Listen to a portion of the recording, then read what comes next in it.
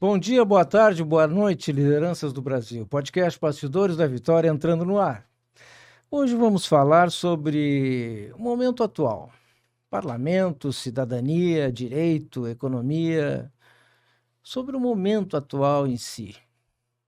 A realidade social que vivemos. Eu sou Sérgio Zimmermann, arquiteto e consultor. Olá, me chamo Martina Rodrigues, sou advogada e consultora. Nosso convidado de hoje é advogado, ex-vereador, natural de Bagé, aqui no Rio Grande do Sul, alguém que já viu os bastidores da política e do direito bem de perto. Bem-vindo ao programa, Walter Nagelstein. Obrigado, Martina. Muito obrigado, prazer estar aqui com vocês. Prazer. Meu amigo Sérgio, obrigado pelo convite. É bom começar um programa com alguém que corretamente soletra o meu nome, porque não é fácil também, né? Mas é que vamos combinar, tu é uma entidade conhecida aqui no Porto Alegre, né? É uma alegria estar aqui. Isso aí. E vamos em frente, à disposição de vocês. Walter, já foste vereador de Porto Alegre, né? Já lidou com leis, com demandas da população, né? Hoje, olhando aí o momento atual da cidade, do país, né? O que mais te surpreende, assim? Sérgio, a política, na verdade, eu enxergo ela como uma sala de espelhos da sociedade. Ou ainda ontem, eu estava observando esses modismos. A cada eleição nós temos grupos políticos diferentes e cada vez mais eu vejo que vai se perdendo profundidade nos temas que são importantes para a cidade e cada vez mais determinados temas muito seccionados assim vão ganhando espaço. Há 2 legislaturas passadas era, por exemplo, se elegeu uma bancada, e não estou dizendo que não sejam importantes esses temas, apenas para fazer o raio-x, o diagnóstico do fenômeno. Se elegeram alguns vereadores representando, por exemplo, causa animal, que eu acho importante, mas começou a se criar esse corte.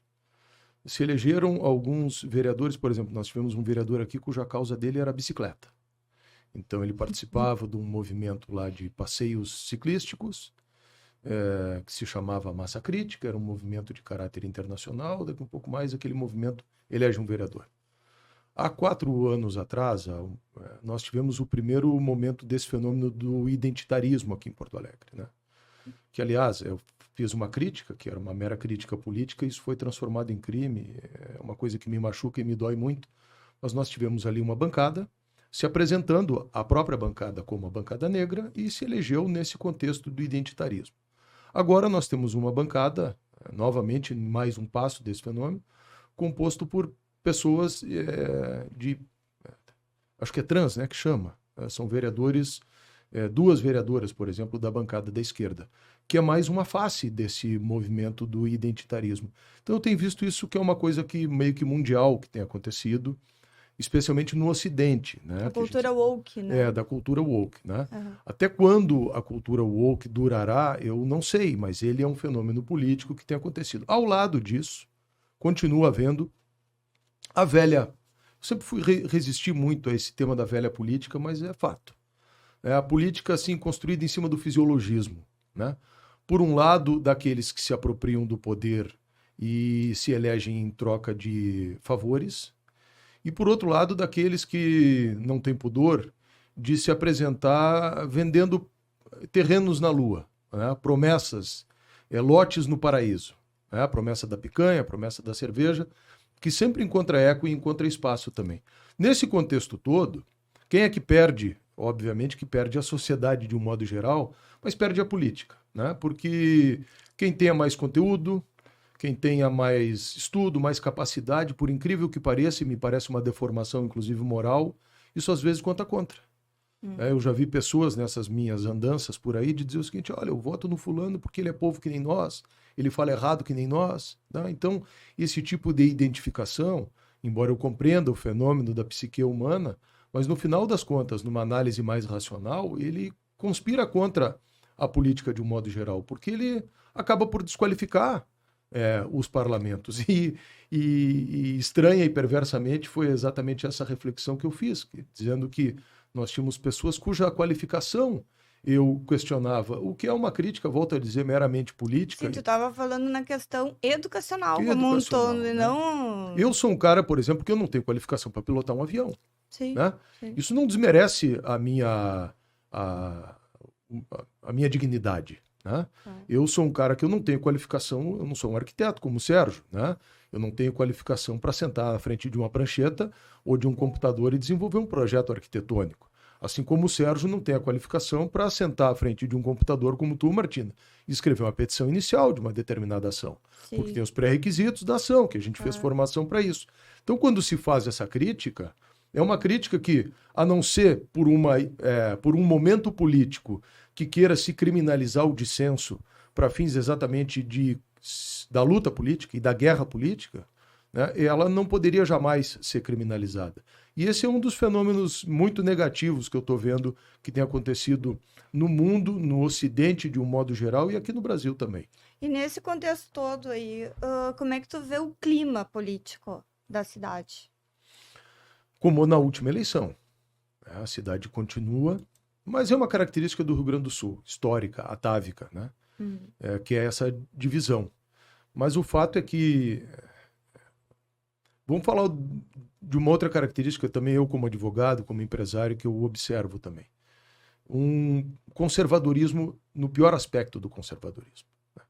Porque o conservadorismo político, que não tem a ver com conservadorismo moral, e não tem a ver com o conservadorismo esse que eu vou referir agora, não é uma ideologia. Conservadorismo é uma posição.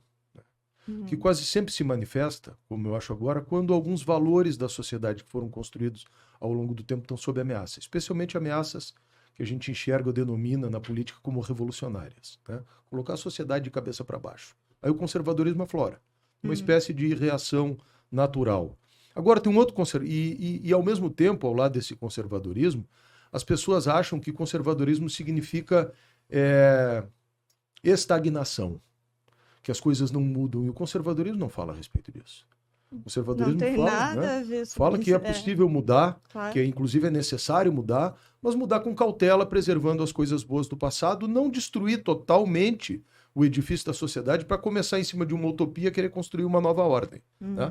Só que tem o lado do conservadorismo, que não é esse político, por isso que eu fiz esse preâmbulo, assim, que é o de ter medo das coisas novas. Né? Então, o gaúcho é muito reacionário nesse aspecto e é uma coisa até paradoxal, inclusive a esquerda gaúcha é muito reacionária. Então, é muito difícil a inovação no Rio Grande do Sul. Se a gente for a Santa Catarina aqui do lado, no aspecto econômico, na construção civil, na indústria, na questão ambiental, Santa Catarina está voando, se desenvolvendo, né, crescendo. As coisas são mais fáceis. Aqui no Rio Grande do Sul, com qualquer um que a gente fala, tudo é mais difícil. E aqui a gente tem essa coisa atávica de ser do contra. É muito ruim. É uma característica cultural que eu acho que precisa haver uma reflexão a respeito dela, que a gente vai precisar mudar. Vejo, por exemplo, no direito tributário, né? Que é uma área lá do meu escritório que nós trabalhamos também, mas afeta o meu irmão.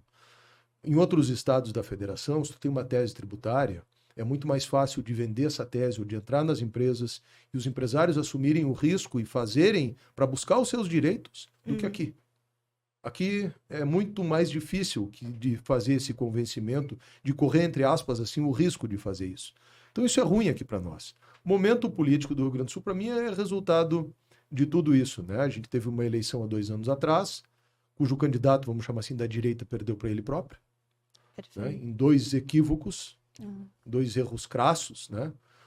Um comportamental ali, pelo menos eu identifico assim, né? Com todo respeito a quem pensa diferente, de ter negado o cumprimento ao seu adversário num debate ali do segundo turno, que é uma coisa que não cai bem na nossa cultura também, porque eu acho que, independentemente, a gente pode ser duro até na crítica e no embate, mas civilidade, cordialidade é uma coisa que precisa né, presidir sempre os relacionamentos. E o outro naquele debate que ele não soube explicar o que era o seu projeto. E aí o Eduardo Leite insistia. O Eduardo Leite é um cara que eu tenho as minhas críticas, as minhas ressalvas, porque eu acho que ele é da linha do seu partido, que na verdade o seu partido historicamente é um tipo de socialismo, né? E que hoje a linha do partido dele, embora as pessoas... Eu tenho uma página também que se chama Endireitando, né? E eu faço essas análises, o Sérgio sabe, eu faço essas análises políticas. E essa linha do socialismo fabiano, né, que é como se denomina essa corrente política, as pessoas não e não tem obrigação também. Não percebem as mudanças que Não eles percebem propõem as- de forma lenta e gradual, Isso, né? exatamente, Aham. Martina. Essas pequenas nuances, dessas mudanças que vão acontecendo até que a grande mudança aconteça. O socialismo fabiano é exatamente isso, né? Uhum. Desde 1890 e poucos, quando foi criada em Londres a Sociedade Fabiana, é um tipo de socialismo não revolucionário, diferentemente do marxismo, mas é uma ideia coletivista, né, e que trabalha muito essa pauta cultural, esse lado. Então vocês vão ver que a pauta do Eduardo Leite no aspecto cultural é a pauta muito mais próxima da esquerda, embora na pauta econômica ele tenha feito aqui reformas que se equivalem às reformas neoliberais, né? Só que num segundo turno, na última eleição, ele deu, e ele é um cara nesse aspecto de sorte, ele deu a sorte de, por poucos votos, eu não me lembro se foi 20 ou 40 mil votos, num universo aí de Uhum. 9 milhões, eu acho que, de eleitores, ele deu a sorte de ganhar do candidato do PT, e aí a esquerda toda votou no Eduardo Leite, né? Então ele se reelege governador do Rio Grande do Sul. Se pautando por essa sinalização de virtude, que eu acho que ele faz muito bem esse papel, do cara que não quer conflito, que foge do conflito. E na percepção média das pessoas, elas querem exatamente isso, né? Num senso, eu diria assim, na psique coletiva, na inconsciência coletiva, as pessoas perseguem esse estereótipo, né, do cara que quer fazer a política fugindo de conflito, conciliando, porque o cara que briga não é bom. Só que às vezes brigar por determinados valores é fundamental, especialmente quando esses valores estão sob ameaça. E eu acho que é isso que a gente está vendo no mundo nesse momento. Tem uma coisa muito complexa que muita gente não entendeu, que o J.D. Vance e o Donald Trump estão representando, que às vezes pode chocar, mas é tão profundo isso que está acontecendo, que está causando esse terremoto político na Europa. Porque, especialmente agora, há poucos dias, no final de fevereiro, o J.D. Vance foi num evento que era de segurança em Munique e fez um discurso. E aquele discurso colocou em choque a Europa. Porque eles foram lá, achando que ele ia continuar afirmando o compromisso da defesa da Europa contra o Império Soviético, ou contra hoje a Rússia, né, que é o Império Eurasiano que sempre existiu ali. E ele falou o seguinte: olha, o nosso inimigo, na percepção deles, que eu compartilho em grande parte, o nosso inimigo hoje não é mais, nesse aspecto, a Rússia, né? Porque o nosso inimigo, nós estamos lendo que ele está dentro da Europa. É um inimigo, é uma guerra cultural que está posta aqui. Uhum. Né? Que se a gente não se aperceber, daqui um pouco mais a Europa foi comida por dentro. Perfeito. E vocês têm que se aperceber disso, né? E se vocês não se aperceberem disso, nós vamos parar de financiar a Europa, porque nós não vamos continuar dando dinheiro para, como dizia minha avó, tinha uma expressão assim: eu não vou criar um corvo para amanhã depois me comer os olhos. Né? Uhum. É verdade. Então, eu acho que esse é o momento da política internacional, é um momento de mudança de posições que ainda, para a grande maioria das pessoas, são difíceis de entender, de compreender, mas especialmente de uma guerra cultural que é fruto da Escola de Frankfurt, Uhum. que vem lá de 1930 e que veio vindo, fazendo essa revolução silenciosa. É uma reengenharia social, né, que eles propõem. Uma reengenharia social de uma coisa ideológica que, no final das contas, é uma reengenharia de seres humanos. Né? Perfeito.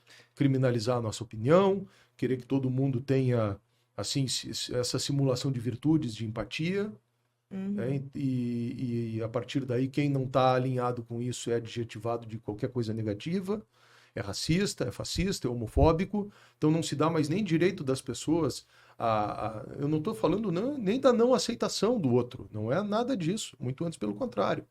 Mas o seguinte, por exemplo, se tu é gay, tu não pode mais ser gay de direita. Né? Se tu é preto, tu não pode ser preto de direita. Ah, Então é uma postura intolerante, sei. né? Porque às vezes as pessoas têm essa percepção que a pessoa pode ser gay, a pessoa pode ser preto, a pessoa pode ser uma outra minoria, e não tem que estar obrigatoriamente alinhado com a visão econômica ou com as bandeiras que a esquerda está levantando. Não, mas é uma coisa fascista. Tu tem que estar alinhado aqui, senão tu é ultradireitoso, intolerante, tu é o cara do ódio, tu está defendendo o ódio, e chegamos nesse momento. Eu acho que no mundo, pelo menos no Ocidente, de um modo geral. Porque assim, ó, a China não está nessa. Tá? A Rússia não está nessa. Eles estão trabalhando, né? Eles não estão perdendo tempo. Lá nem se cria esse tipo de coisa. Né? E por isso que houve, e de novo é difícil de entender, uma certa aproximação assim entre o Putin e o Trump, mesmo que eu saiba e reconheça que o conceito de democracia para o Putin é diferente do conceito de democracia ou para os russos, para o Ocidente, e que o que tem na China é uma ditadura comunista, com controle de um partido comunista, e abaixo dela um fenômeno capitalista dos mais selvagens do mundo. Né? Só querem vender para nós aqui um conceito de democracia que vocês vejam que a esquerda se apropria. Né? Só é democrático o que está alinhado com a esquerda. O que não estiver alinhado não é democrático. Então vieram nos empurrando para uma divisão na sociedade, cujo eu acho o principal alimentador, ainda escrevi isso hoje de manhã no meu X, tem sido o judiciário brasileiro, infelizmente. Porque o judiciário tinha que ser neutro nisso, e ele tomou parte. Ele está político, né? Na verdade. Walter, e nesse, vamos dizer, sectarismo ou polarização, sei lá como é que vamos chamar, né? Tu não acha que de uns tempos para cá, porque a política é a arte do diálogo, certo? Parlamento é parlare, né? Essa arte do diálogo não ficou muito prejudicada, tia, com essa polarização de posições? É que eu acho que também... eu fui líder do governo lá no governo, fui colega do Sérgio, trabalhamos juntos, né? Militamos juntos. Eu fui líder do governo do prefeito Fogaça. A exigência que eu tinha como líder do governo era exatamente essa. Dialogar com a minha base, para consertar a base, convencer os vereadores daquilo que a gente defendia era bom, e nem todo mundo automaticamente está convencido, então é um processo, né, de persuasão, que é uma das ferramentas da retórica, é importante, né, a gente utilizar esses instrumentos para buscar o convencimento, e tinha que dialogar com a oposição. O limite do diálogo com a oposição é a imposição dos teus argumentos, muitas vezes. Né? Então, tem limite esse diálogo. Porque senão se transforma em submissão, Sérgio, em rendição. Claro. Né? E essa é uma coisa que também precisa ser compreendida, porque às vezes tu tem que impor a tua... Se tu é eleito, e eu vejo isso, o John Locke, que é um dos filósofos do contratualismo, falava, né, que todo o poder que não advém do voto não é legítimo. E é exatamente o paradoxo que a gente está vivendo no Brasil hoje. Existem dois poderes advindos do voto, o legislativo, que é o primeiro poder, o executivo, e deveria ter um órgão técnico que fizesse a mediação e que hoje se arbitrou a condição de poder político. Inclusive com a capacidade auto-arbitrada de estar acima dos outros poderes. O ministro aí já disse, né? Sim. Todo mundo erra, mas a tarefa do judiciário é errar por último. Né? Isso é uma ditadura para mim. Claro. Porque eles estão indo muito além dentro disso que a gente está falando. E nisso que tu me perguntou, eu acho o seguinte: 2 propostas, ou 3 ou 4, são submetidas à sociedade. Uma delas ganha. É como eu, advogado. Eu ganho uma procuração do meu cliente. E nessa procuração eu tenho a autorização, no caso da política da sociedade, de um determinado político ou projeto que foi eleito, de executar aquele projeto. Dentro dos limites da legalidade, é claro. Né? Mas quando eu quero fazer alguma coisa e o outro partido ou o outro lado não quer, aí eu tenho que ir para o voto. E no voto eu tenho que ganhar. E se eu ganhar no voto, eu tenho que ter o direito de implementar aquilo que eu estou defendendo. E o que está acontecendo hoje é que quando as pessoas perdem no voto, elas acusam, em primeiro lugar, o outro lado de não estar querendo dialogar. Né? O que é um sofisma, uma mentira. Porque o diálogo, de novo, para mim, ele chega até esse limite. E segundo, quando perdem, recorrem ao judiciário, que se perdeu a sua imparcialidade, ele se submete a isso, a ser um elemento que pesa para um lado e provoca um desequilíbrio no jogo político-institucional, na própria independência dos poderes, e macula a vontade do povo. É verdade. É isso aí, perfeito. Mas enquanto tu toma uma aguinha, eu vou mandar um abraço especial para nossa audiência aqui. Para o Rogério de São Paulo, capital. Para o João Pedro de São Pedro de Aldeia, do Rio de Janeiro. Para a Elza de Petrolina, Pernambuco e o Vitória aqui de Canoas. Aproveito também para informá-los que o nosso e-book sobre Winston Churchill, o primeiro volume da série Personalidades Vitoriosas, já está disponível no site da Amazon, então fique ligado. E eu queria aproveitar para os agradecimentos aos nossos parceiros, SBS Engenharia Limitada, solidez que inspira confiança, grandes obras, grandes realizações, Facas Dom Cássio Selaimen, facas com alma, use com orgulho e guarde por gerações. Funda Solos, marca com passado, presente e futuro. Mari, incorporadora, construtora, referência na capital, na serra e no litoral, em empreendimentos imobiliários. Beck de Souza Engenharia, 38 anos de engenharia consultiva. Sinduscom, há 75 anos conectando, construindo e transformando o habitat dos gaúchos. Cicepot, Sindicato da Indústria da Construção de Estradas, terraplanagem, pavimentação e obras de terraplanagem em geral, juntos somos mais fortes. E vocês, colaboradores anônimos, através do nosso QR Code. Mas, Walter, retomando, né? Tu já deste uma pincelada, assim, tu poderia ampliar um pouquinho mais sobre o judiciário nesse momento? Eu tenho falado muito, eu tenho, além do meu trabalho aqui, um comentário semanal também na Rádio Auriverde. A Rádio Auriverde era uma afiliada da Jovem Pan, que cuidava das manhãs da Jovem Pan. Eles são de Bauru, interior de São Paulo. E dentro daquilo que a gente viveu há 2 anos atrás, desse sequestro da narrativa, né, e da construção de uma pós-verdade, que está dividindo também o Brasil, com um papel, inclusive, do próprio poder, de uma parte do judiciário, que foi o Ministério Público, a Jovem Pan foi ameaçada da perda da sua licença. Né? E naquele contexto, a Auriverde foi descredenciada. Nossa. E continuou tocando lá o pessoal. E hoje nós temos a maior audiência das manhãs no YouTube do Brasil. São quase 2.200.000 likers. E normalmente ali tem 50, 60, 100 mil pessoas pelas manhãs no país todo acompanhando o programa lá com o Alexandre Pitoli. E o ex-presidente Bolsonaro, inclusive, tem utilizado ali a Auriverde para ser o seu canal de comunicação. Eu tenho dito sempre lá nas minhas análises e também do meu programa que esse é o principal problema que o Brasil vive hoje. Por quê? Porque é um processo gramsciano de tomada de poder daquilo que Gramsci ensinou como hegemonia. Né? Que foi a colocação de pessoas, na verdade, agentes. Ele falava dos intelectuais orgânicos e inorgânicos, a partir da tomada dos bancos escolares, da universidade, onde a esquerda veio, e é forçoso que se reconheça, construindo ao longo dos últimos 80, 90 anos, uma cordilheira de conhecimento. Então, se a gente for olhar para o direito, tipo Foucault e outros, Ronald Dworkin, nos Estados Unidos, nós vamos ver uma série de autores que são autores pós-marxistas. Todos com essa perspectiva de dominação, de conflito de guerra de classe, essas coisas mais, e isso impregnou direito. Mais recentemente, essa estratégia dos workshops e seminários, dessas questões discursos sobre o aspecto da sinalização de virtudes muito bonitos. Só que ele entrou no ponto esse de não admitir mais sequer o dissenso ou a contestação. Então, workshops, seminários, onde veio se fazendo essas coisas. Nós chegamos num ponto hoje em que o judiciário está tomado, né? Em que, de novo, assim, o direito penal, por exemplo, agora nesses processos todos que estão aí, os princípios e as garantias do direito penal acabaram para quem for de direita. Não existe mais. Mas para a esquerda eles são os garantistas. Ontem eu ainda vi o seguinte, o deputado Nicolas Ferreira saindo do Congresso Nacional e um cara gritando para ele, chamando ele de chupetinha. Né?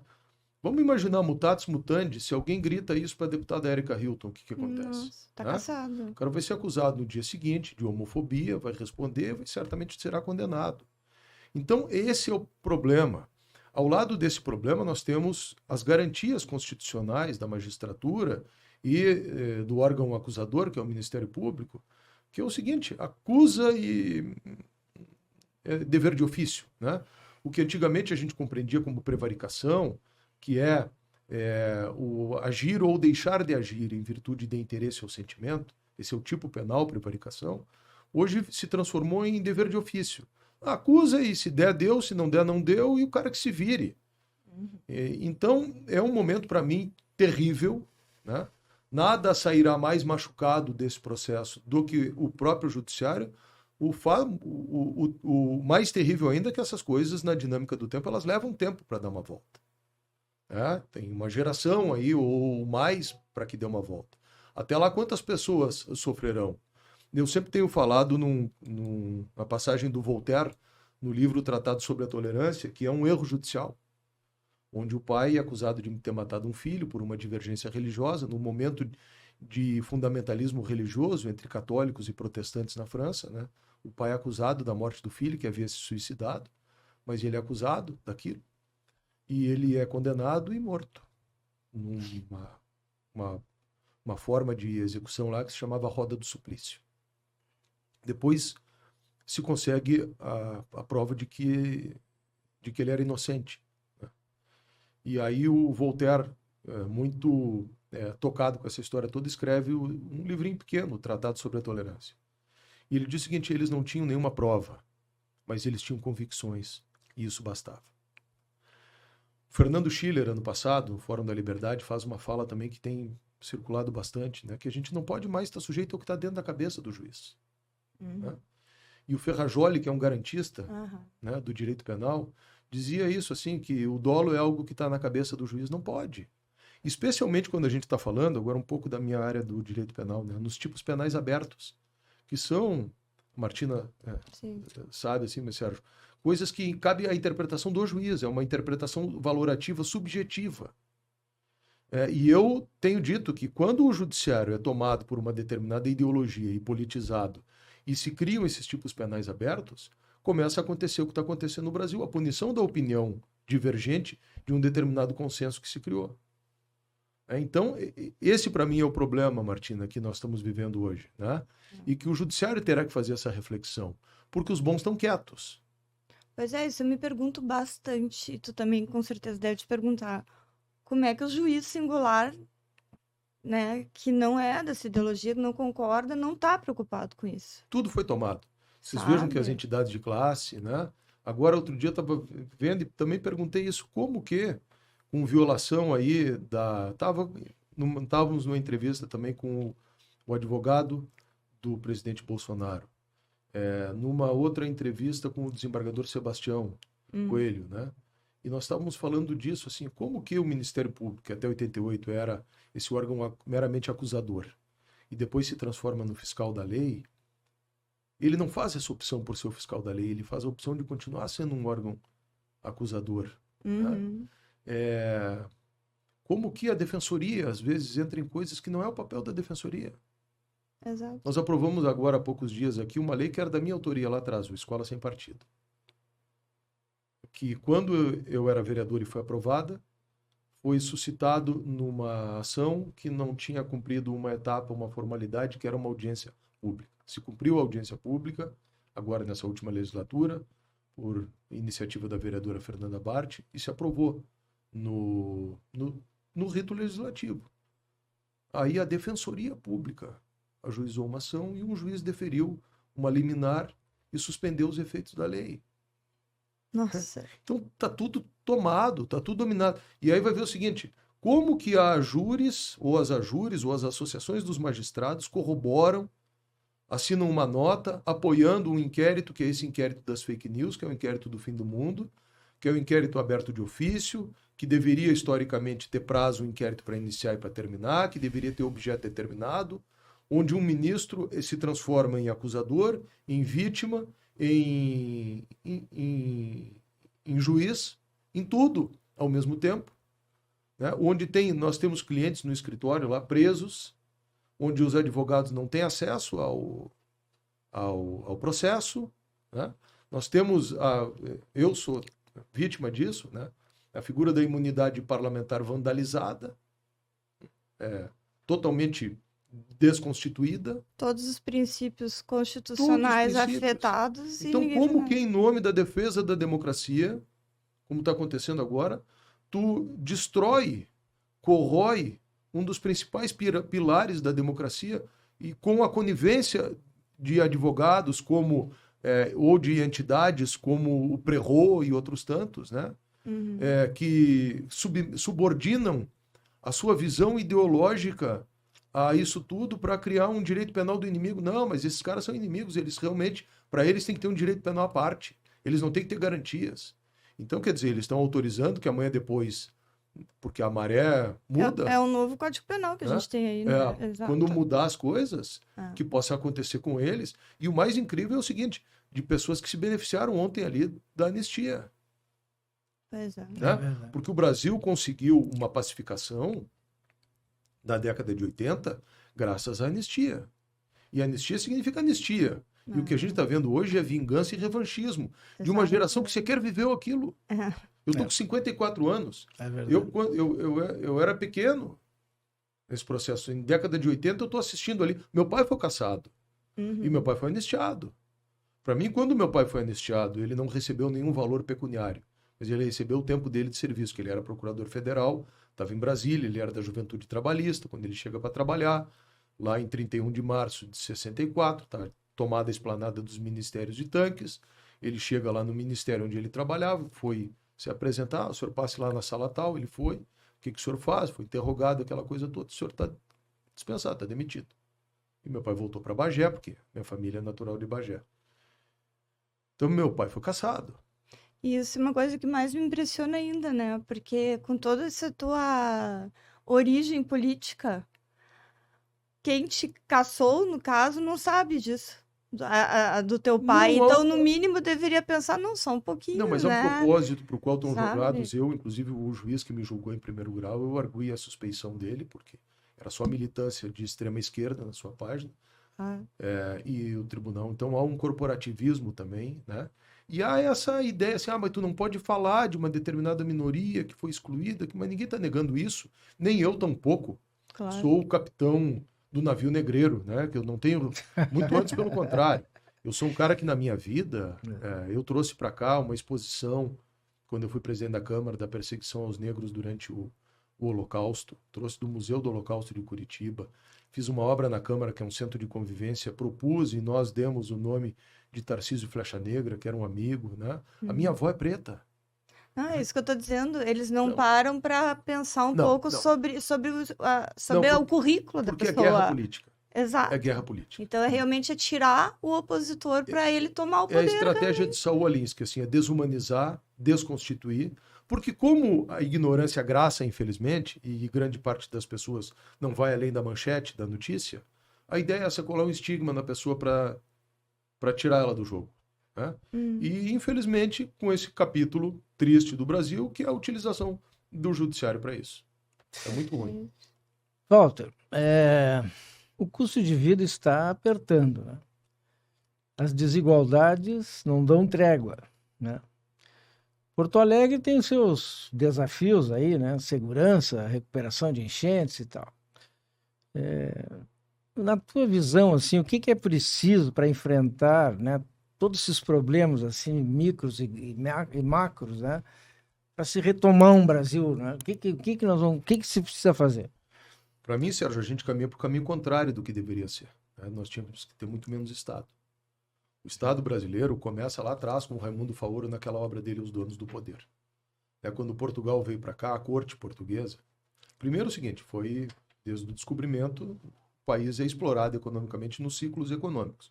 Começou ali com cana-de-açúcar, né, pau-brasil, sempre esses ciclos. Depois veio o ciclo dos minérios ali, o ouro, 1700 e pouco, café, isso que está na bandeira do Império ali, uma folha de café, uma folha de tabaco, e continua hoje. O Brasil é um país produtor de commodity. O Brasil vende para o mundo minério de ferro, vende soja, vende café, vende açúcar, vende minério. Né? O Brasil é um dos maiores produtores de minério de ferro e de aço é um dos, eu acho que é o 54º produtor de aço. Por quê? Porque vende para os Estados Unidos e vende para a China, que lá eles industrializam. Ao lado dessa característica histórica de que a gente sempre foi produtor de commodity, a gente tem um Estado enorme que é fruto daquilo ali. Veio com Dom João VI para cá uma corte de 20 mil pessoas, né, com o apoio dos ingleses, saíram de lá quando os franceses invadiram e desde então tomaram conta do Estado. E a esquerda hoje em dia, ela se alimenta de um Estado cada vez maior. Ela se alimenta de uma propaganda para o povo, de que eles vão defender os mais pobres, quando, na verdade, a gente olhar na história, o dia que acabar a pobreza, acaba o discurso da esquerda, né? Dessa ideia do clientelismo, que está presente no Brasil desde sempre, né? Da bolsa disso, da cota daquilo, que eu estou defendendo as minorias e não sei o quê. E, para sustentar isso, uma elite burocrática, que está dentro da universidade, especialmente da universidade pública, retroalimentando esse mesmo processo, da estrutura do poder judiciário falando em justiça social e ganhando salário de 50, 60 mil, se auto-atribuindo benefícios e outras coisas mais, né? Então tem... E o brasileiro que empreende, Sérgio, tem que trabalhar como nós, assim, né? Tem que trabalhar do dia 1º de janeiro até o final de maio para pagar imposto. Exato. Né? E o imposto é algo, Milor Fernandes dizia o seguinte, primeiro me arrancam a força, depois me chamam de contribuinte, né? É um valor que a gente paga para o Estado para não ser preso, na verdade. Sim. Né? O imposto é isso. Então, o cara tem que pagar um Estado enorme, ineficiente, e que quanto mais liberdade... Eu divirjo um pouco dos liberais puros, assim. Eu acho que o Estado tem um papel. Sim. Né? Acho que o Estado, a defesa é papel do Estado, as polícias é papel do Estado, eu acho que alguns programas sociais é papel do Estado, né? Eu acho que alguns... O Adam Smith falava, né, da tendência natural do capital de ganho de escala e, portanto, de uma propensão de construção de monopólios. Eu acho que aí tem um papel do Estado. Os Estados Unidos é um exemplo disso, lá no século passado, quando a família Rockefeller, por exemplo, tinha um monopólio do petróleo, o governo americano foi lá e criou as 7 irmãs, quer dizer, cindiu para criar competitividade. Então, eu acho que esse é o papel do Estado. Agora, aqui não, nessa visão da esquerda, desse assistencialismo, é o Estado para tudo. Estado promotor de bem-estar social, Estado promotor de desenvolvimento, Estado isso, Estado aquilo outro. E aí a gente tem que penar para poder ter sucesso, para fazer as coisas acontecerem. Né? E hoje, esse processo todo da inflação é porque o Lula, desde que chegou, ele aumentou a despesa pública. E o Estado brasileiro se financia no sistema financeiro desde sempre, e aí nos bancos. Se tu aumenta a despesa pública, tu encarece, tu piora a perspectiva de futuro em relação à capacidade para pagar e gera que o Estado tem que pagar mais juro para captar mais recurso. Por isso que, além do caráter, a economia não é minha área, mas eu, né, gosto de ler e estudar um pouquinho. Além do fato de crescer o juro para desaquecer a economia, para não gerar inflação, também tem o fato de que tu tem que remunerar melhor os títulos para poder te financiar. Então, cada vez mais vai gerando um processo de endividamento que retroalimenta um processo de avaliação ruim do cenário para frente e que gera tudo isso que a gente está vendo. Então, a desvalorização do real, agora nesse ano de O Milton Friedman, se morasse no Brasil, estaria arrepiado, né? Total. A desvalorização do real nesse ano que passou é uma das maiores do mundo. Né? Se a gente olhar o real em relação... Por isso que inundou aqui no sul do Brasil agora, de argentino no final do ano. Se a gente olhar a desvalorização do nosso dinheiro em relação aos argentinos que estavam até ontem ali numa enorme crise, desvalorizou 40%, a metade do valor do dinheiro praticamente. Né? Então, é muito caro tudo, para ir no supermercado está caríssimo, e o Lula não sabe o que está fazendo, e é a tragédia anunciada, porque a gente trocou um Paulo Guedes, que é um pós-doutor em economia, por um cara que diz que estudou de economia 2 meses. Então não tem a capacidade de compreender esses fenômenos. Por um lado ele, e por outro lado os caras que estão junto lá acreditam nessa ideia do Estado. Eles não acreditam na ideia, por exemplo, do equilíbrio fiscal. Eles acham que o Estado pode ficar trabalhando em cima de déficit. E que o Estado não quebra nunca. Eles não sabem o custo de emitir a moeda, né? Não quebra nunca porque, né, até o momento que não tem mais. Claro. E demora um tempo, mas aí acontece aquela coisa cíclica. A esquerda governa e quebra o país.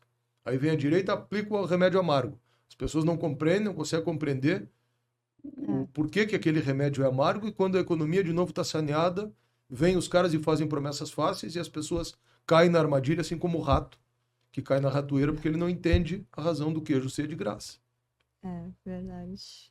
Mas me diz uma coisa, Walter. quando tu eras vereador, várias vezes tu tava no meio do furacão, né? Sim, e eu gostava. E tu gostava? Mas se tu pudesse hoje mudar alguma coisa daquela época, tu mudaria, não? Acho que sim. A gente evolui. Esse é o nosso Raul Seixas, né? Eu prefiro ser essa metamorfose ambulante do que ter a velha opinião formada sobre tudo. A gente evolui. Hoje eu vejo que tem certas brigas que não valem a pena. Sabe? Eu digo isso na minha página, porque eu vim crescendo ali falando pro meu lado, Sim. falando pro meu público. Não estou interessado em convencer quem já está convencido. Não vai adiantar. É gastar muita energia, gastar pólvora em chimango, como diz o gaúcho. Né? É verdade. Então, eu quero falar para as pessoas que pensam como eu, para que elas vejam que nós somos muitos. E para dar para elas argumentos e informações que são históricas para justificar esses argumentos. Então, eu não entraria mais nessas discussões, nessas coisas. Eu acho que cada vez está mais ridículo e mais evidente. E isso que, especialmente, o wokeísmo tem trazido. Uhum. Eu tenho visto aí, ultimamente, umas aparições da magnífica reitora da URGS. Nossa. Né, que ela tem... Existe uma coisa que se chama liturgia do cargo. Para mim, ela tem destruído a liturgia do cargo. Numa coisa de tiktoker, assim, sabe? De lacração. Muito ruim. Muito ruim. Então, mas... É isso. Eu acho que a gente tem... Tu seria mais tolerante, então. Seria mais tolerante, eu acho. Ou optaria por não entrar em... Não é questão... Eu acho que não é exatamente... Na espiral do silêncio. Eu acho que é optar por não fazer certos enfrentamentos de frente. Talvez fosse até, paradoxalmente falando, optar por uma estratégia mais... De retaguarda. Não, mais fabiana mesmo. Mais fabiana. É verdade. Sabe que esse fabianismo é inspirado num general romano, né? Uhum. Porque os romanos tinham uma disputa, uma guerra com os cartagineses, que eram um povo muito grande no norte da África ali. E tinha um general cartaginês, Aníbal Carta. E ele atravessa ali o mar Mediterrâneo, chega na Espanha e marcha em direção a Roma e quase conquista o Império Romano. E esse general romano, Fabianus Máximos, ele consegue derrotar os cartagineses utilizando naquela época uma estratégia de guerrilha. Não de um enfrentamento de frente, mas assim, aos poucos. Lateralizado, subliminar, indo e voltando. E eu acho que talvez hoje fosse mais... tem lições que a gente precisa aprender, táticas. Tu jogaria o jogo deles, assim. Acho que tem que jogar o jogo deles. Perfeito. Nós temos aprendido ocupar isso. o espaço deles também. Nós temos que...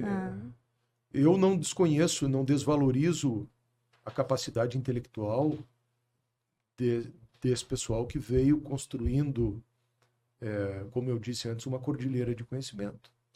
Os conservadores não estão preparados para isso. Ainda estão, recém acordaram. Né? E pior de tudo isso é o seguinte, não é que a gente não esteja preparado, é que nos foi sonegado isso.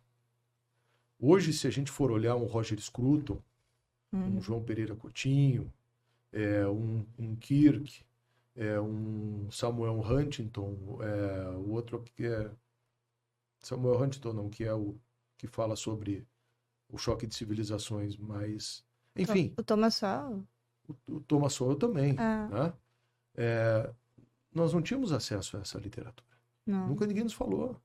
Não era nem publicado no Brasil. Não, ninguém falava, ninguém sabe disso.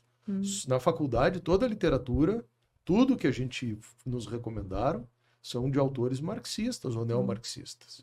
Tudo. Né? Palestra, se não for desses caras, não entra. Então, isso veio acontecendo. Então, recém agora que a gente está se apercebendo disso tudo. Né? Quando o processo já foi praticamente tomado. Isso quando os conservadores não brigam entre si. Aí entra a fogueira das vaidades, né? Tem uma outra coisa, assim, as pessoas às vezes têm diferenças entre liberais e conservadores. Sim. Né? Entre o novo, por exemplo, e um partido... se bem que o Novo também mudou bastante. Mudou. Né? O Uhum. Novo era um partido mais purista, mudou inclusive seu estatuto, eles vêm se adaptando. Então, com o Marcel aqui, com o Zema lá, caíram mais para a realidade mesmo. Mas eles são um partido de direita que conseguiu ter uma proeza, eles conseguiram seduzir uma parcela da juventude importante. Uhum. Né? Porque se tu falar em conservadorismo, não é uma coisa que atrai o jovem assim de saída. Sabe, o jovem não se sente atraído para conservador, coisa careta, o que é isso? Talvez seja por isso que o Novo tenha atraído, porque ele estava naquela parte meio libertária ali, Isso. alguns, né? E Exatamente. tinha uma galera jovem, assim. Só que, para mim, acho que às vezes ele também não conseguiu vencer essa barreira de um certo elitismo, entende? Uhum. Então, de se popularizar mais. Mas hoje eu já vejo muita gente fazendo, tipo, tem um amigo aí, o Jota, o Cigo Negro. Ele é um cara de direita, fazendo um papel ali de direita. Depois tem aquele outro deputado lá de São Paulo, como é o nome dele? O Guto? O Guto Zacarias, O Guto, fazendo um baita de um o trabalho. Jota já esteve aqui com a gente, Né? né? O Guto Zacarias está fazendo um belo trabalho também. Estão rompendo com essas imposições de um lugar comum. Sim. Walter, nós estamos vivendo vamos dizer assim, uma tensão institucional no Brasil, né? Política, economia, enfim, então falar do Estado Democrático de Direito, né? E onde é que nós poderíamos, vamos dizer, nos centralizar, assim, em que desafios para que 2025 possa tomar um rumo melhor? Ou será que nós não temos essas cordas na mão para... Sérgio, acho que nós estávamos falando fora do ar antes aqui. Para mim, a origem, com todo respeito, eu sou um operador do direito, de toda a instabilidade hoje é o Poder Judiciário indo além e não tendo correição. A esquerda vai dizer que não, porque a esquerda está se beneficiando disso. Sim. Né? E vai dizer que falar qualquer coisa contra o judiciário é atacar a democracia. Só que, para mim, a eleição mais importante do Brasil nos próximos 2 anos é a eleição do Senado, porque a Constituição determinou ao Senado um poder correicional. Uhum. Né? Certo. E esses abusos que aconteceram no STF, que são abusos, para mim, eu tenho o direito de dizer isso, vou continuar dizendo isso, e não é um ataque à democracia, esses abusos precisam ser corrigidos. Né? Porque esse mau exemplo, ele reverbera e ele contamina. O pessoal se sente autorizado a fazer absolutamente tudo. Claro. E está acontecendo desde os juízes de primeiro grau e eu que o diga. Tá? Então, esse é o principal problema de instabilidade institucional. Ao lado disso, eu acho que tem um problema também no Congresso, que tem um poema do Augusto dos Anjos, que fala sobre um ébrio, né? Não fala sobre um coveiro. Essas coisas do Augusto dos Anjos. Como ama o adúltero o adultério e o ébrio a garrafa tóxica de rum, ama o coveiro, esse ladrão comum que leva a gente para o cemitério. Adorei. E essa parte do rum e do ébrio, o poder legislativo brasileiro se viciou no dinheiro das emendas parlamentares. Como um ébrio se vicia no rum e como um drogadito se vicia em pó. Né?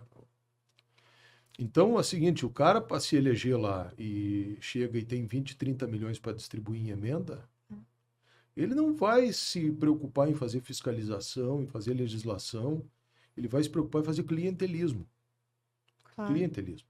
Ele vai sair com um cheque na mão distribuindo dinheiro.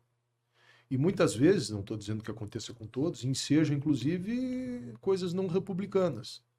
Que é chegar numa determinada região e acertar com um parceiro lá, olha, vem tanto para cá, sai tanto por lá, compra uma máquina aqui, né? Faz um ginásio ali. Então, isso para mim desvirtuou o papel do legislativo. Eu não digo nem que eu seja totalmente contrário às emendas parlamentares, porque quando vereador, eu, inclusive, acho que no meu último mandato, ali no penúltimo e no último ano, foi criado em Porto Alegre, e às vezes é importante isso. Eu, por exemplo, um dia eu cheguei lá no Lami, que tinha uma creche lá no Lami, feita porque Porto Alegre é assim, ó, no Maitá e naquela região é um baixio, uma várzea. E da Zona Sul, aqui até lá, o Lami é uma outra várzea. Né? Restinga é exatamente isso, uma zona de restinga, de alagadiça. Né? Então, aquela zona do Lami, o Sérgio trabalhou lá no departamento, foi diretor-geral lá, sabe disso, aquela zona é toda alagadiça. Do lado de uma creche lá, passava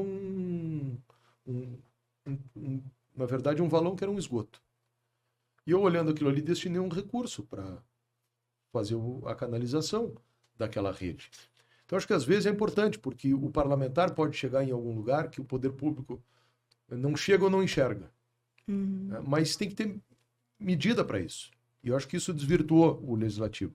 Então, o legislativo não está cumprindo seu papel, se dedicou ali se acomodou, o Senado está acomodado nos seus podres poderes, né, no seu joguinho de interesse, né, e ninguém quer se expor. Então, isso é a fonte para mim O Lula hoje no Brasil é uma rainha da Inglaterra. É um homem velho, com todo respeito aos velhos, eu desejo envelhecer, mas é um fato. Um velho apaixonado por uma mulher nova, que se deslumbrou, que está podendo dar para a mulher todos os confortos de uma vida de um chefe de Estado, de uma economia que é a 9ª maior economia do mundo, com jato, com estrutura, com entourage, com corte, com tudo. Aí viaja, está ali para curtir a vida. Morando num palácio, com um séquito de servidores dentro do palácio, está ali para curtir a vida. Né? Meio saindo fora da casinha, falando bobagem, que está comendo ovo de ema e outras tantas coisas. Que bom, deixa ele falar mais ainda. Quanto mais ele fala, né? Tá se comportando que nem elefante em loja de cristal, né? Cada lado que ele vira, ele derruba uma prateleira. E assim a gente está indo. O Lula brinca e finge que governa, e o governo é um desgoverno.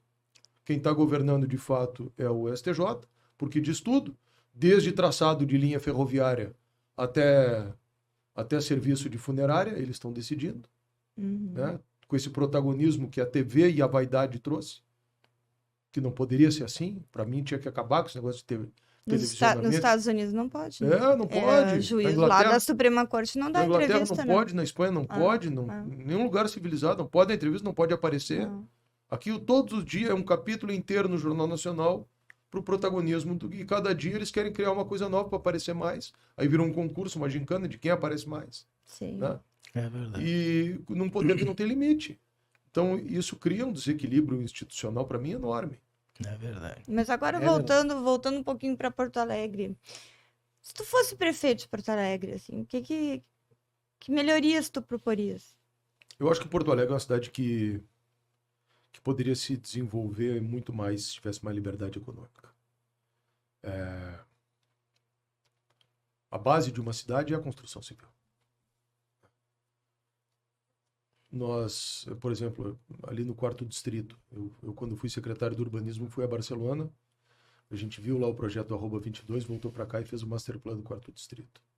Era uma coisa que tinha que ter acontecido com muito mais velocidade já. E ali a gente tem uma ferida a céu aberto na cidade, que é aquela Vila dos Papeleiros. Né? Por um lado, eu acho que é ruim se tu fizer um processo que a esquerda chama de gentrificação, que é pegar as pessoas e tirar para fora da cidade. Mas por outro lado, aquilo dá errado também, não dá para deixar assim do jeito que está.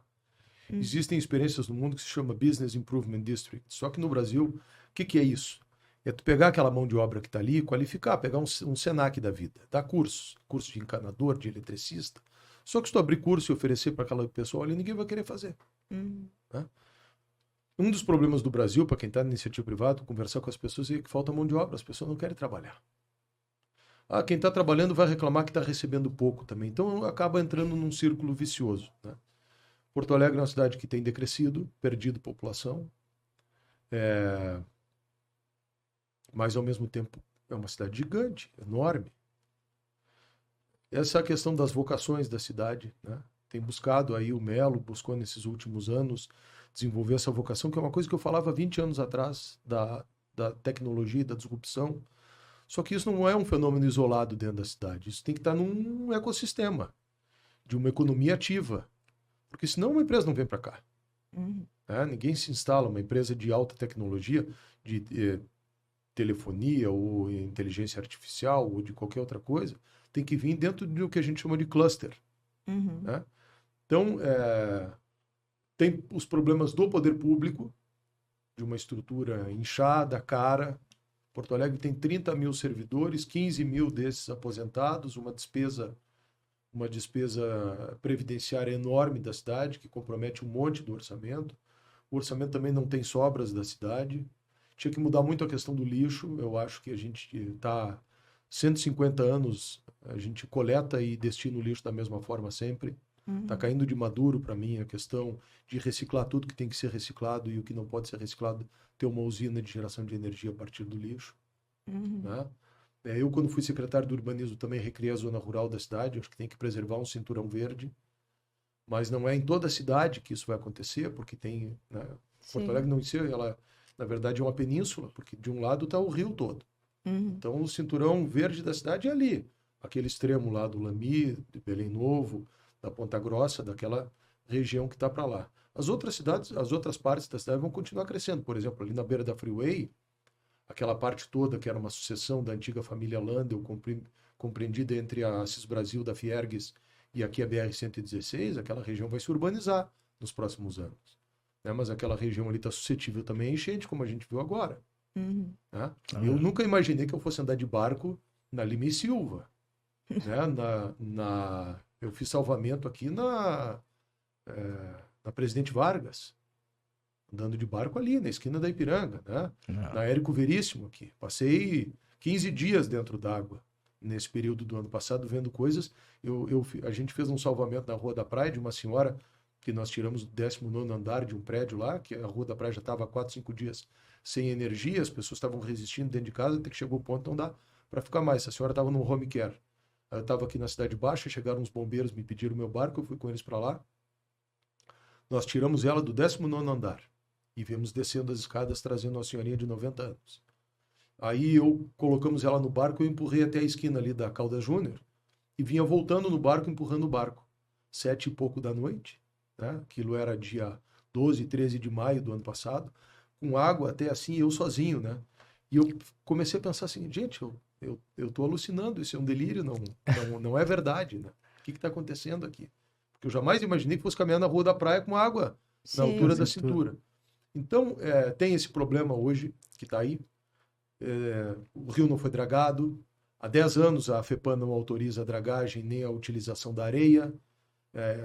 Esses atavismos, de novo, nosso aqui, que a gente quer ser mais realista que o rei. Por que não tirar uma... Ah, mas tem contaminação. Sim, mas tu vai usar ela para fundação, para esse tipo de coisa, para concretar dentro de uma parede, tem problema. Então, as coisas ridículas. Né? Isso tudo atrasa a cidade. Tem a turma do contra aqui, que é uma turma que tem que ser enfrentada, no final das contas. Não adianta fazer isso. Acho que o Germano e o Melo têm feito isso muito bem. E essa vocação, a cidade tem uma vocação, por exemplo, só para concluir assim, de médica, que é uma coisa importante. Né? Tem grandes hospitais aqui, nós tínhamos que desenvolver essa história do turismo médico também em Porto Alegre. E tecnologia. Né?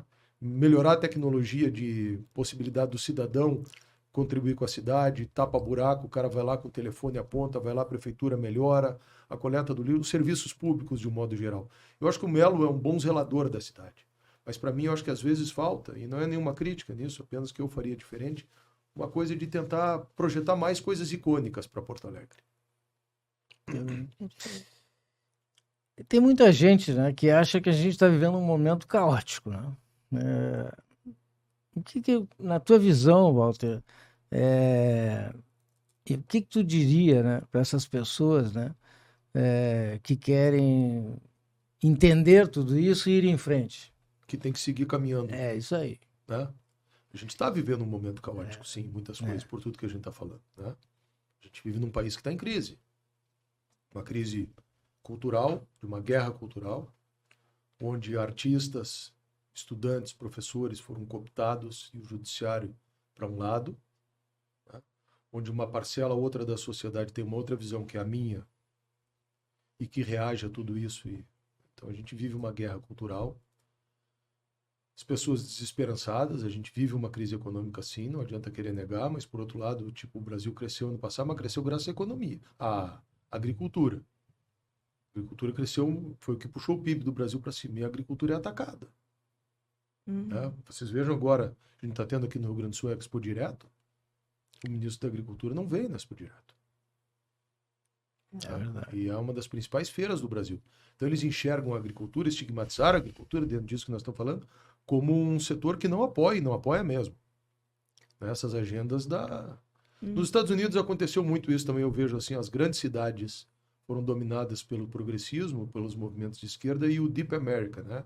América Profunda mais conservadora e à direita, e querendo a garantia do direito à liberdade de expressão, que é, em última análise, o que a gente está vivendo também aqui. Então, é uma crise, Sérgio. Eu vejo que as pessoas estão angustiadas, né? Essas pessoas presas, as pessoas têm medo de falar, mas vai passar. Vai passar. Então, como dizia Winston Churchill, né? Quando estiver passando pelo inferno... Continue caminhando. Meu ídolo. eu- A Vitória Consultoria escreveu um e-book sobre o Winston Sabe que Churchill, né? Eu falei ali. isso é uma coisa que é importante, assim, ó, dessas confusões todas. O conservadorismo foi quem derrotou o fascismo, o Claro. nazismo, e se opôs ao comunismo.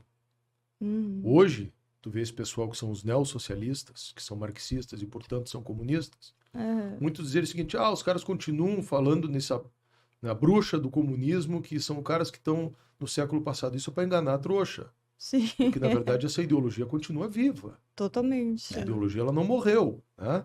Então, o nazismo, o fascismo e o socialismo, e o comunismo, são 3 tipos de socialismo.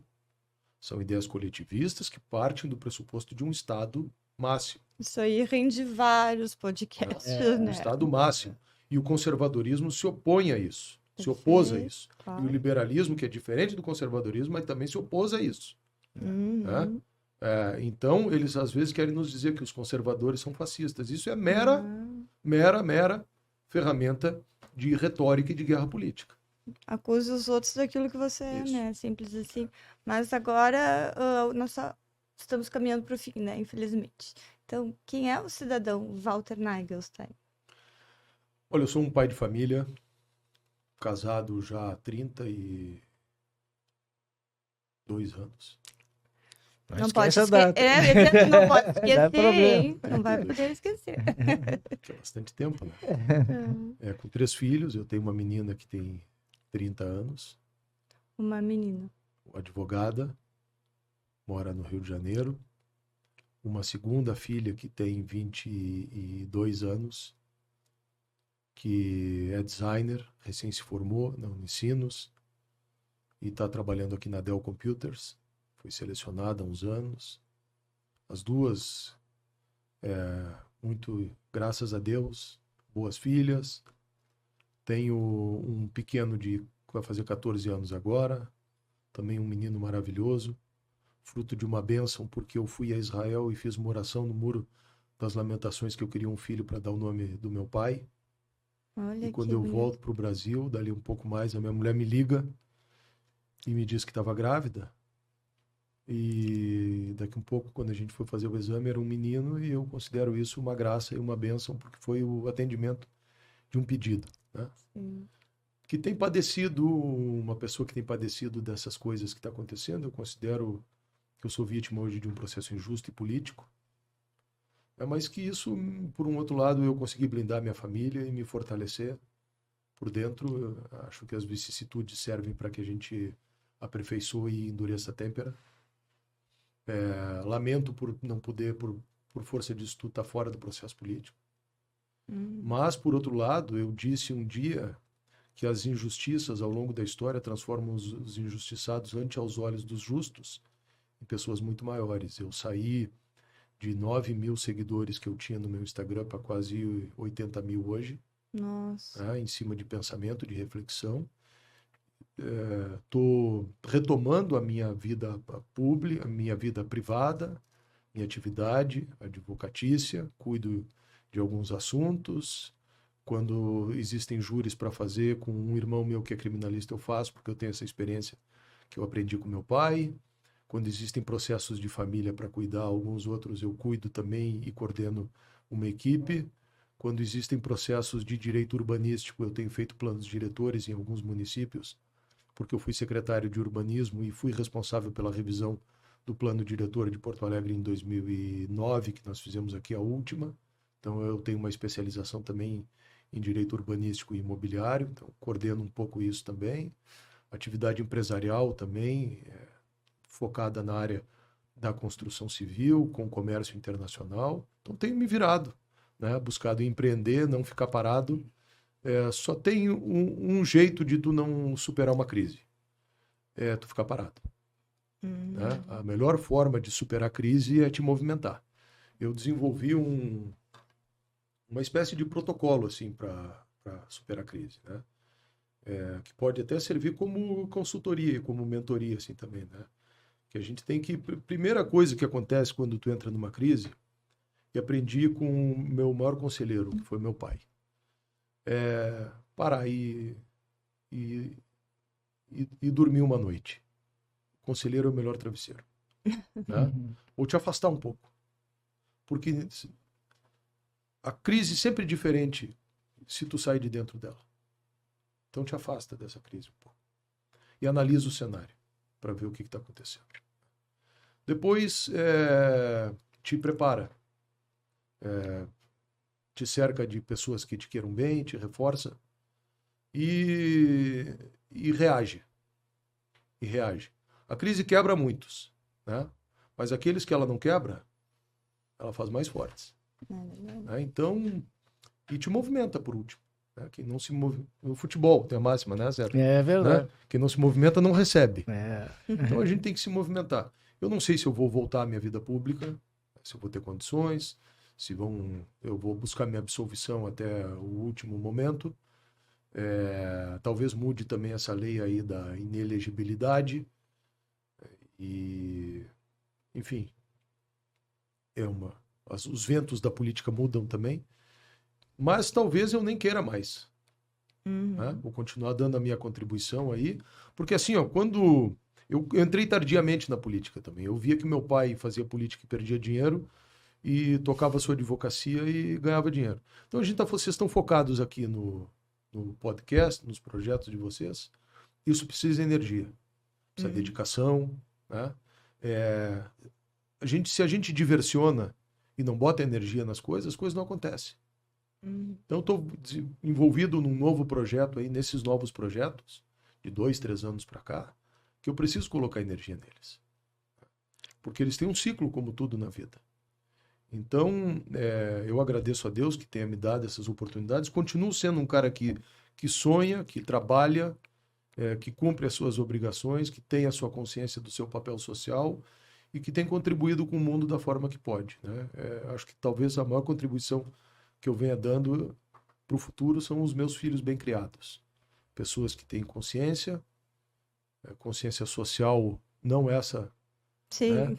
Mas têm consciência do seu papel, da sua responsabilidade, da fraternidade, da solidariedade, que são valores que foram até... que têm que ser disputados por nós, da direita e conservadores. Esse é o Walter. Ótimo. Bem, Walter, a gente queria deixar aqui um profundo agradecimento à tua disponibilidade de estar conosco aqui nessa gravação, dizer que eu tive o privilégio, né, de conviver contigo numa campanha para prefeito aí, onde eu estava nos bastidores da vitória ali, né, mas na retaguarda, mas ali eu aprendi a conhecer um personagem da política porto-alegrense que eu tenho o maior respeito, sei da tua qualificação. E é recíproco. E acho que poucos, vamos dizer, parlamentares aqui em Porto Alegre têm a tua qualificação, né? Eu acho assim, eu conheci vários políticos assim que na verdade a gente sabe que esse meio também tem muita desqualificação, né? O efeito da política é uma coisa como da eleição, ela propicia algumas coisas, algumas aberrações até, né? Mas tu é uma pessoa aí que eu aprendi a respeitar pela tua qualificação. Citaria também o Berfran, que é outro cara que é um cara altamente qualificado, né, para a política, né? E o meu saudoso Mendes Ribeiro também, né? Mas o Mendes era uma coisa, vamos dizer, fazia política por intuição, né? Uma coisa quase que assim, sobrenatural, assim. Mas eu deixo aqui registrado que eu tenho o maior respeito por ti, pela tua qualificação. Gostaria muito de te ver na tribuna novamente, quem sabe até na Assembleia Legislativa, né? E se precisar, conte com a Vitória Consultoria, que nós estamos à disposição aí para somar contigo aí. Eu quero aproveitar para dizer o seguinte às pessoas que estão nos assistindo, especialmente as pessoas que têm projeto político, né? E vocês estão fazendo esse papel. Busquem se aperfeiçoar. Isso aí. Né? Busquem aperfeiçoar a retórica, busquem aperfeiçoar a persuasão, busquem conhecer de história política, estudem a história das ideias políticas. Primeiro vocês vão bem representar as pessoas que vocês pretendem representar, e segundo, vocês não vão se deixar enganar por promessas fáceis e nem vão enganar os outros com promessas vãs, né? E eu sei que vocês estão aqui exatamente para dar esse apoio. Então, conselho, eu discordo dessa história que conselho não tem valia, se tivesse ninguém dava, todo mundo vendia, né?